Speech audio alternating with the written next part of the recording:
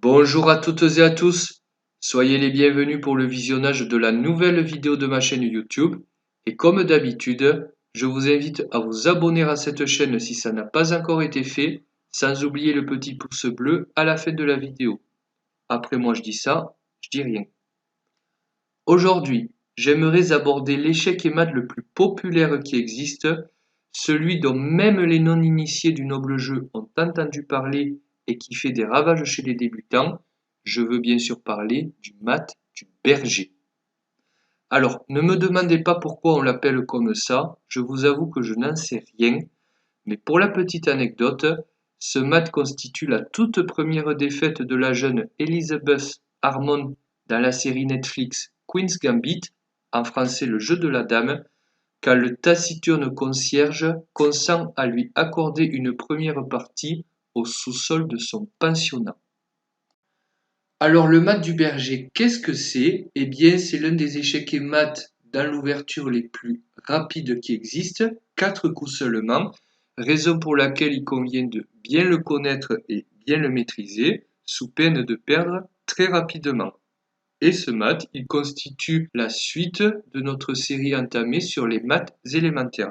Donc ici, on va se baser du point de vue des blancs, sachant que les noirs peuvent aussi placer le mat du berger, mais on va garder les choses simples et on ne va pas tout compliquer. Donc les blancs, ils vont débuter par le premier coup E2, E4, pas fait pour faire joli. On joue ce coup pour installer un pion au centre, best by test. Le meilleur par la pratique, comme se plaisait à le dire l'ancien champion du monde Bobby Fischer, et ce pion vient contrôler la case blanche centrale D5, sachant qu'il ouvre la voie maintenant à notre fou de case blanche et notre dame. Donc vous voyez un coup multifonction. Les noirs maintenant, ils vont répondre E7, E5, ils vont jouer la symétrie, et cette stratégie similaire est tout à fait correcte jusque-là.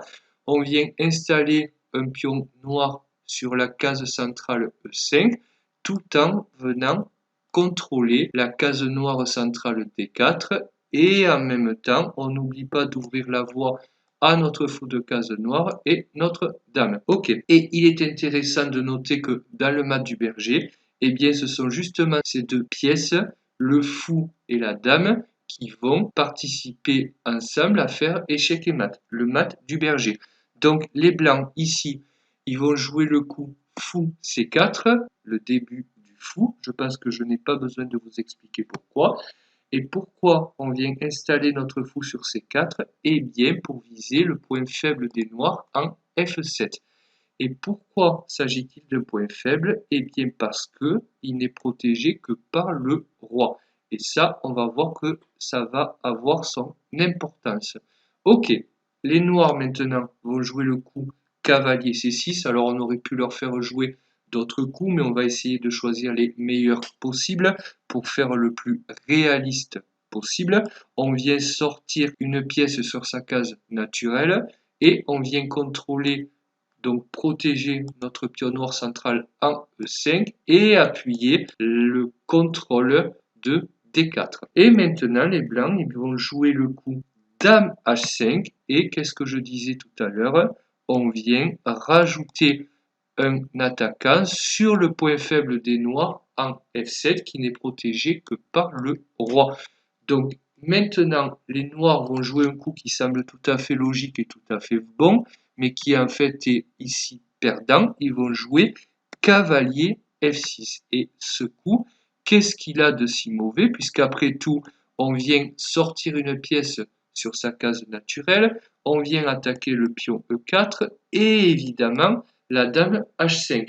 Eh bien, si la dame qui est attaquée devait revenir en arrière, devait reculer, ce serait tout à fait bon. Mais malheureusement pour les noirs, les blancs ont un petit coup à jouer où la dame ne recule pas. Et en fait, la dame vient capturer le pion en F7. Le coup cavalier F6 n'empêchait pas la dame de venir capturer le pion F7.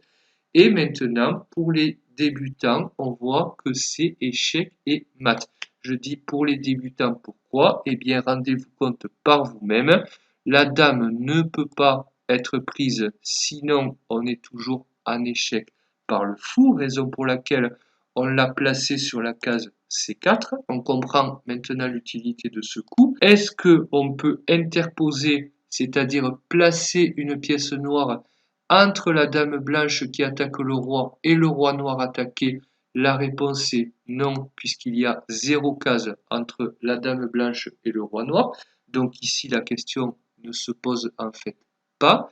Et est-ce que le roi peut s'en aller sans être en échec? Eh bien, ici, il est bloqué, ici aussi, ici, il est échec, là, on a vu qu'il est échec, et là, il est bloqué. Donc, on voit que rien n'est possible, échec et mat, mat du berger. Ok? Donc, maintenant, ce que je vous propose, c'est de reprendre les coups, mais avec une transposition. Une transposition, pour rappel, c'est arriver à une même position, mais avec un ordre de coups différent, puisqu'on peut faire le mat du berger autrement, donc on va le voir, pour que ce soit vraiment complet pour vous. Donc allons-y, les blancs débutent une fois de plus par E4, les noirs répondent E5, et maintenant les blancs, ils vont changer de stratégie, ils vont plutôt jouer le coup Dame H5, qui vient là encore taper le point faible des noirs en F7, mais également le pion en E5. Donc pour l'instant, ce pion E5 n'est pas défendu, alors ce qu'on peut jouer, c'est cavalier C6, comme tout à l'heure. On vient sortir le cavalier sur sa case naturelle et protéger le pion noir central en E5. Donc les blancs ne peuvent pas le capturer. Maintenant, les blancs vont jouer le coup fou en C4 et ils vont rajouter de la pression sur le pion F7 qui est attaqué 2 fois par les blancs et défendu une seule fois par le roi noir. Donc ça, on a vu, c'est très dangereux. Et imaginons, les noirs jouent le coup cavalier F6 comme on l'a vu tout à l'heure, sauf que là, on a d'abord joué la dame blanche avant le fou blanc. Eh bien, on fait la même chose. On vient prendre F7. Et évidemment, je précise, avec la dame et pas avec le fou, puisque si on prenait avec le fou, ce serait échec, on gagnerait un pion, le roi serait déroqué, ce serait pas mal, mais ce ne serait pas suffisant. Le roi pourrait se rendre en E7 et la partie ne serait toujours pas finie. Raison pour laquelle on préfère jouer le coup Dame prend F7 à la place, puisque le roi noir n'a pas non plus accès à la case E7 et c'est échec et mat. Donc, mat du berger. Voilà, donc maintenant vous connaissez les deux méthodes pour placer le mat du berger. Essayez de le faire, mais je précise que quand vous jouerez contre des joueurs plus forts, quand vous progresserez, ils connaîtront bien les techniques au demeurant très simples pour parer le mat du berger, donc ça ne servira plus à rien de le faire. Mais voilà, je tenais quand même à vous en faire profiter. Alors, dernière chose, maintenant, je voudrais qu'on passe justement à ces techniques de défense, puisque c'est bien de savoir placer le mat du berger, mais c'est bien aussi de ne pas se le prendre. Alors, comment est-ce qu'on va faire? On va revoir les deux ordres de coups, puisqu'il y a une technique différente pour chacun. E4 pour les blancs, E5 pour les noirs, et fou C4. Ok.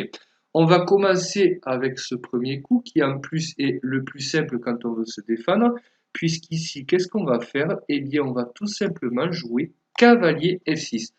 Plutôt que de sortir celui-là d'abord, on va d'abord sortir celui-là, mettre celui-ci en jeu. Et ici, c'est tout à fait correct puisque la dame ne se trouve pas sur H5, donc il n'y a pas de pion F7 qui tombe, et encore moins d'échec et mat. Et qu'est-ce qu'il a de si bien ce coup? Eh bien, tout simplement, on vient développer notre cavalier sur sa case naturelle, on vient attaquer le pion blanc central en E4, donc les blancs se doivent de le protéger, et en plus, on n'a pas accès à la case H5 pour la dame, puisqu'évidemment, le cavalier viendrait capturer la dame. Donc, voilà pour fou C4, voilà comment on défend, c'est très simple.